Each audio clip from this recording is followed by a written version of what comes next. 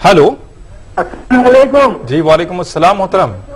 मैं जब वजू करता हूँ ना तो पानी बहुत खर्च होता है, जैसे पाँव वगैरह हो गए जो मतलब सर्द है ना, जी। उसको मैं ना अच्छे से रगड़ता हूँ, सोचता हूँ मैं बहुत अच्छा करता हूँ, लेकिन जैसे सामने वाले हैं मस्जिद में वजू करते हैं तो उन लोग थोड़ा तकलीफ होता है। हाँ जी। गालिबन 10-15 में वजू करने में जाता, मैं रगड़ते रहता हूँ कि सोचता हूँ कि मतलब अच्छे से तर हो जाए, लेकिन दूसरे प्रॉब्लम होता है। हाँ और जब जी। मैं नमाज में नियत करता हूँ ना पहले, जी। तो मैं नियत में 10-10 मिनट तक खड़े रह जाता हूँ, सही कहता हूँ ठीक है, अच्छा। लेकिन जहन में तुरंत उसी टाइम ख्याल आता है कि शायद मैं नियत गलत किया या इस वक्त का नहीं किया या कजा का नियत किया, तो वापस मैं वही रिपीट करते रहता हूँ। हाँ जी। इस वजह से मेरा 3-4 बार नमाज छूट गया हुआ, आसपास 1 महीना होते पढ़ते में, और गुनाह मिलेगा अगर छोड़ दूंगा।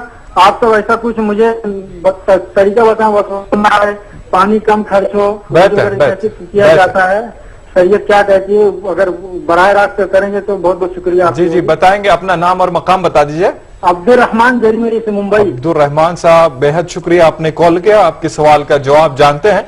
और जहां तक दूसरा सवाल है तहारत के बारे में कि भाई को चाहिए कि ज्यादा वसवसे में ना पड़े, अल्लामा इब्ने क़य्यिम रहमतुल्लाह अलैह जिनको तबीबुल कुलूब कहा जाता है यानी कि रूहानी डॉक्टर, तो उन्होंने ये कहा कि आदमी अगर वसवसे में पड़ जाता है, शरीयत कभी भी वसवसे में पड़ने इंसान को नहीं देती, कहती है कि जब तक यकीन ना हो तो आदमी खामखा के शक की बुनियाद पर फैसले ना करे।